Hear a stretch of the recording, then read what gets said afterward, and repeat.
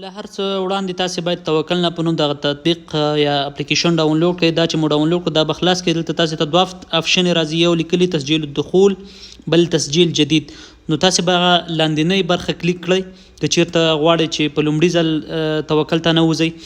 نو دلته رقم الهویت راځي، په دغه لومړۍ خانه کې به د اقامې نمبر ولیکئ، لاندې به د پیدایښت تاریخ ولیکئ، دغه علامه به کلیک کړئ، دغه د کوم د صحیح علامې چې ورکړې ده. نو ستاسې چې د بلې برخې ته ځي، هغه ډېره زیاته مهمه برخه ده. هغه سیم کارت چې تاسې په ابشر کې صرف کړی وي هغه ته میسج راځي. نو تاسې به دغه میسج چې دی دغلته ګوره اوس میسج راځي، دا به تاسې ولیکئ په دغه ځای کې. هر کله چې مو دغلته دغه میسج ولیکو بیا نو بلې برخې ته ورځو. اوس ګورو میسج راغی 4:08 دا به کلیک کو. هر کله چې مو دا کلیک کو بله برخه شروع کیږي. دلته کلمة المرور پاسورډ غواړي، باید پاسورډ 2 ځلې ورکو. داسې پاسورډ ورکو چې مونږ ته زده او که چېرته ابشر لرئ د هماغه ابشر پاسورډ هم تاسې ورکوی شئ، ځکه د دواړو پاسورډ به مو یو شان شي نو ډېر زیات به درته اسانه شي. نو دلته به زه اوس پاسورډ ورکم.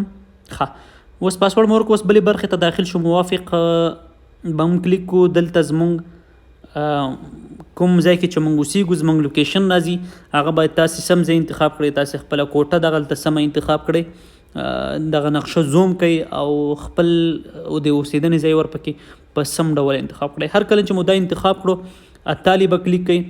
بلې برخې ته ورځو چې هغه هم ډېره زیاته مهمه ده په دغې توکلنا اپلیکیشن کې. دلته له تاسو څخه ځینې پوښتنې کیږي چې آیا تاسو خو دغه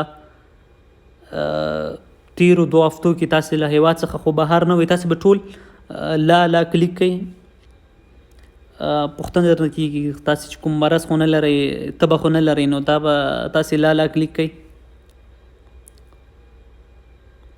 دغه 4 پوښتنې دي، داسې ځواب شولې. نو تاسې باید په دقیق ډول دغه ځواب کړئ. دغه د لومړنۍ پوښتنه چې دی لا، دوهم هم لا، درېیمه هم لا او څلورمه هم لا.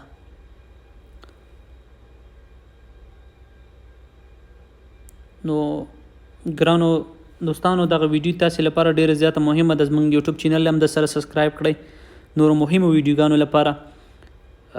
اوس نو مونږ چې دی په توکلنا کې ځان صف کو، نو دا ځان سره موبایل کې